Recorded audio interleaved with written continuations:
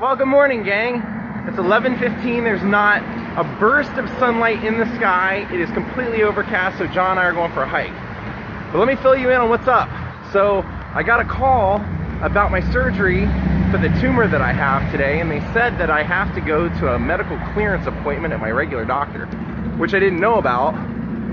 And they said that they're just like, oh yeah, you're supposed to schedule that on your own, which I had no idea. Nobody ever told me. So I called to schedule it today to see if they can get me in before the surgery, and they said they can't. So they said I'm gonna have to come in and do a walk-in visit. So I'm gonna have to go in and spend like 4 hours waiting for them to see me either today, tomorrow, sometime this week, and get it done. So that's kind of up. And hold on, we're coming to a light. All right, I'm back. So the other good news is that all this hiking is starting to pay off, because all of my shirts are starting to get a lot looser, which is great. That's always like the first sign that you're doing something right. And I remember, you know, I told you guys that last time I lost a significant amount of weight, my friend and I were going up and doing Runyon Canyon all the time, like 3 or 4 times a week at least. And during that time, I think it was like a month in, maybe a month and a half in, all of a sudden one day he looks at me and he goes, you need to reconsider getting some new clothes, because all of your clothes are way too big for you. And I was like, really? I hadn't even noticed. I was wearing XXL t-shirts at that time. And he goes in his room. We were at his apartment getting ready to go hike.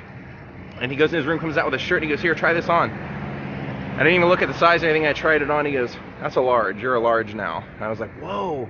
So it's getting back to that point, which is great, because I have like 2/3 of the shirts in my closet are larges, and like 1/3 are XL, and I've been wearing XLs, and now those are getting a little bit big on me, so that's a good sign. That's what you want.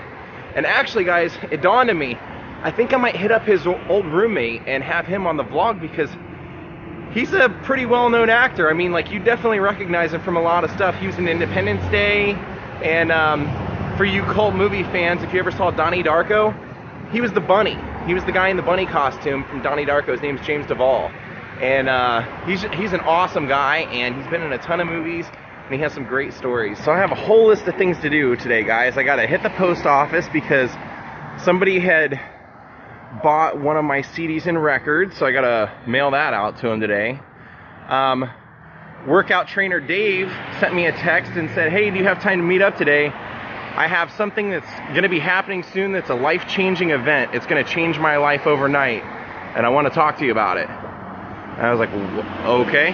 He said it's about his book, so he said he wants me included in it, and part of it. I don't know what's going on, so I got to hit him up and meet up with him when I get back. And I think I mentioned to you guys the other day, I've gotten a handful of emails and comments asking me to do like a Q&A or a live vlog where you guys can ask questions and stuff. So I think what I'm gonna do is I posted it on Facebook to see when the best time to do it would be, and it looks like everybody on Facebook wants it at about noon Pacific time.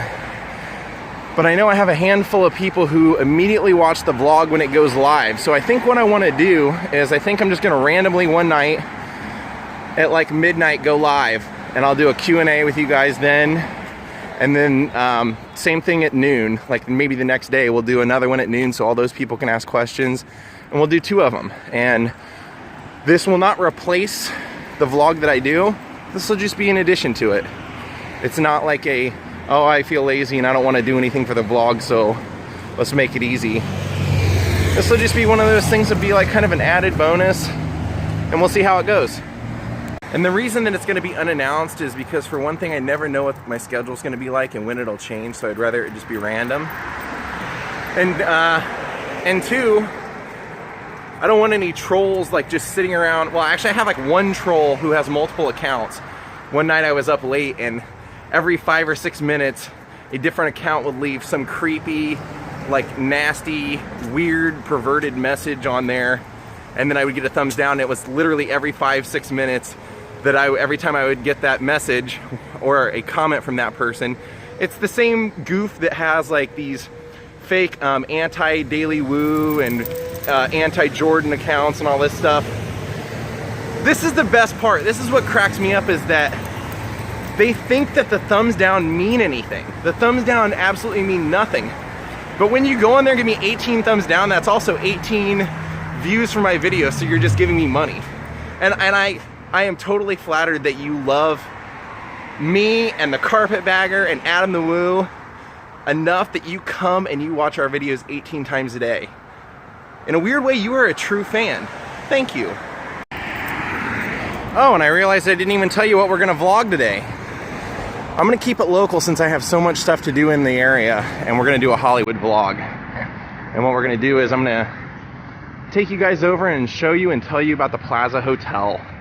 It's pretty much over on Hollywood and Vine, but it has some cool stories, some cool residents of the place.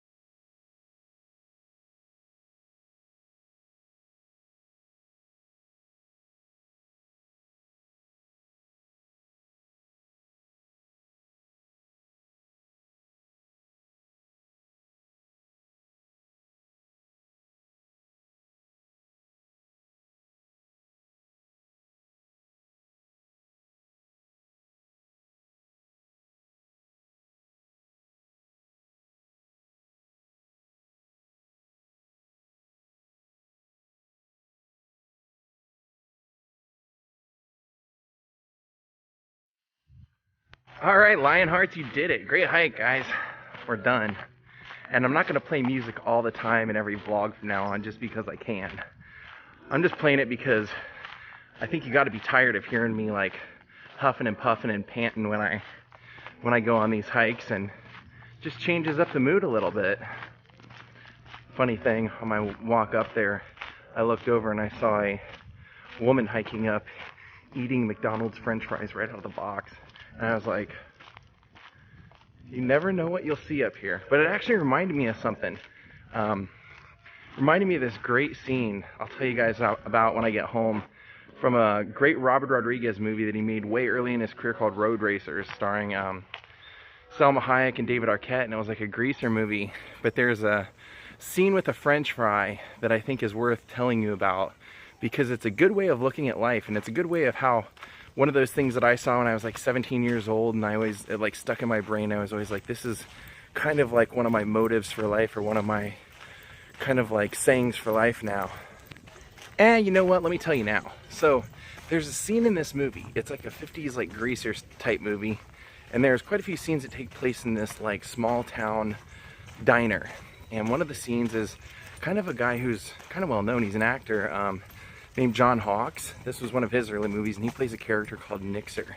And he's sitting at the diner counter, and there's like this big, older, gruff guy named JT who owns the diner, and he's the cook at the diner, and he's always like in a bad mood.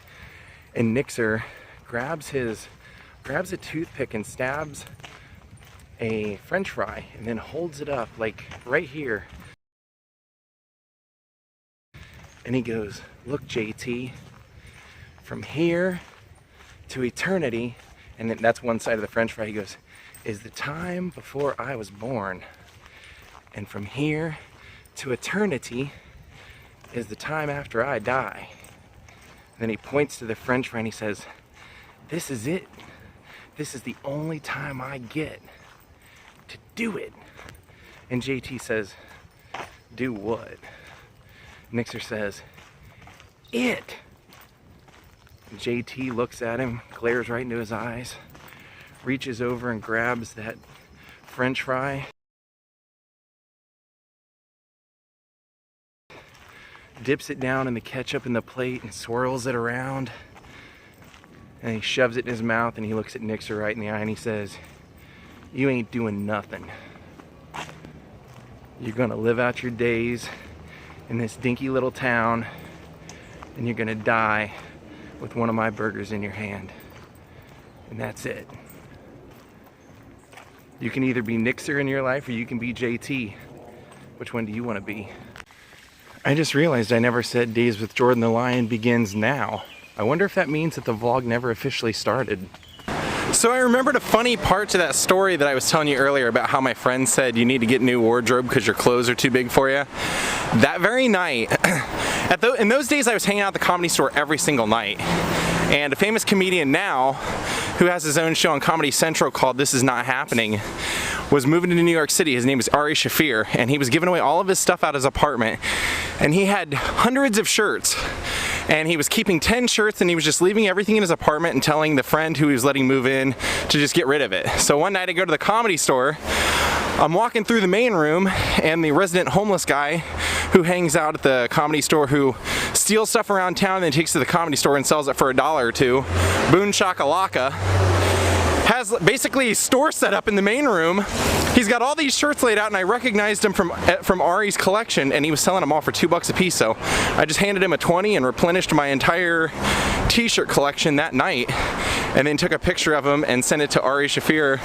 And he goes, "Where did you get those?" And I said, "Boone has a store at the Comedy Store now." And that became like a running gag where Ari loved telling everybody that Boone Shakalaka was selling all of the stuff from his apartment now.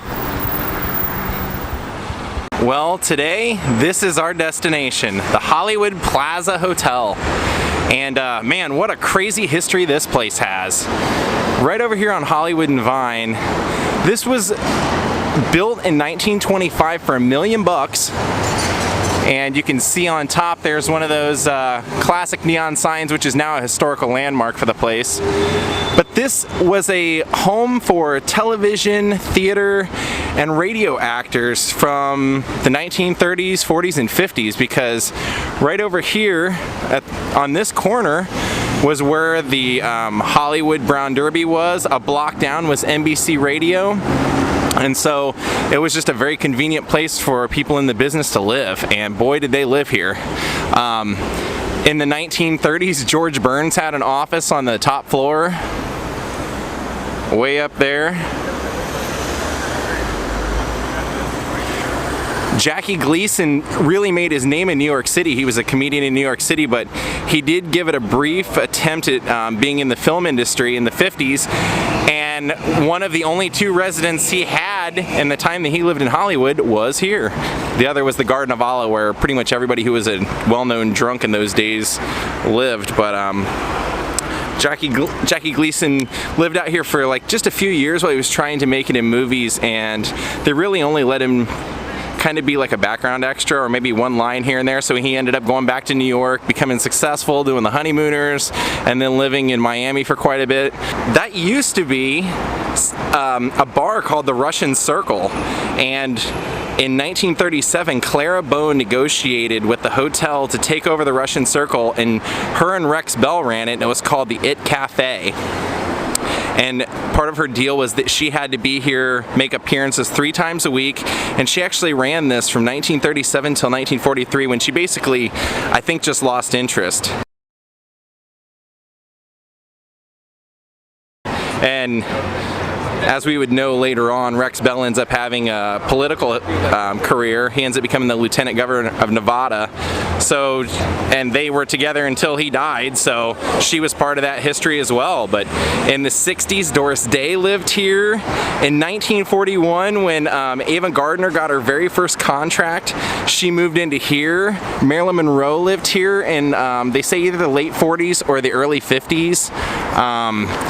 this also has kind of a dark history too, because this place was the site of like 8 or 9 throughout its history suicides or suicide attempts. There's a basement here, and in the 40s and 50s in that basement there was a barber shop, and the barber shop had a frequent visitor named Frank Sinatra who would come here because he liked the barber so much that they used to hang out and play gin rummy all the time. I mean, isn't that crazy to see like kind of how run down it is now and what the history that used to be here was?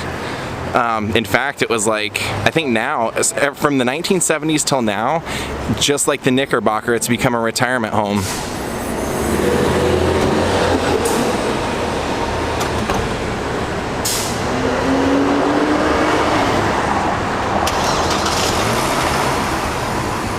Now, the Plaza was also the very first place that Betty Davis and her mom lived in 1930 when they moved here.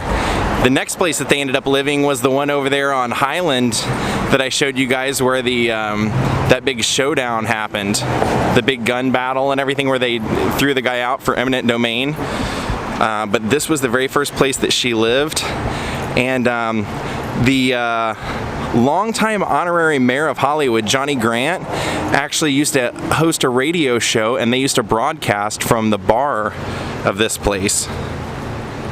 They also used to have a radio show or game show called Queen for a Day, and Queen for a Day used to broadcast from the ballroom here. And you wouldn't think it to look at this place from the outside, but there was actually a really nice pool behind here at one point. I don't know if it's still here or not. Let's go take a closer look. The sign on top would have been seen in most every episode of I Love Lucy.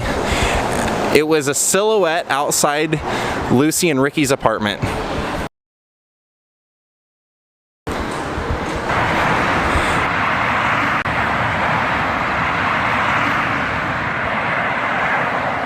Right here was apparently the stairs and the entrance to that barber shop that Frank Sinatra used to hang out. So, God, I wish I could find a picture of Frank Sinatra walking in this doorway. I just had an idea, guys. I'm gonna see if I can take the elevator to the top floor of this parking garage and see the sign from there. Guys, I just realized that when I was telling you the story about Clarabeau's It Cafe and I called it the Russian Circle, it was actually called the Russian Eagle. Well, there we go, guys. I think that's the best view I'll be able to get out of it, because all the other buildings around here are not public buildings, so. But that's the sign that you would have seen outside of Lucy and Ricky's apartment window in I Love Lucy.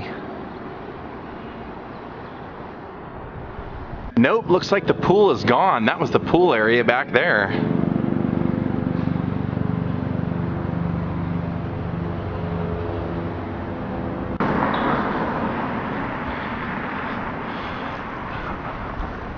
Alright, we have some CDs and records to mail out to Melinda Burke, and she's also the newest Patreon, so thank you for becoming a new Patreon.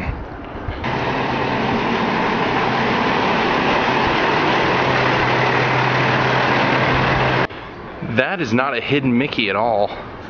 That is anything but hidden.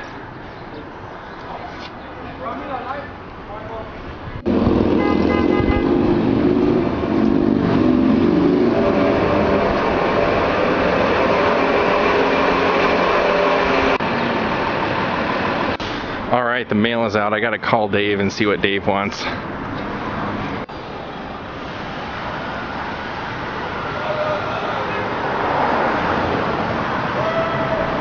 Alright, I came over here to meet up with Dave, and I parked right here, and check out what I'm looking at. Awesome car, an awesome house. Woo! One of the things I love about living out here, if you're an architectural admirer like I am, like I live for that. That's one of the reasons I want to travel throughout my life, is I just want to see cool architecture. I love it. I love how people's brains can create things like this.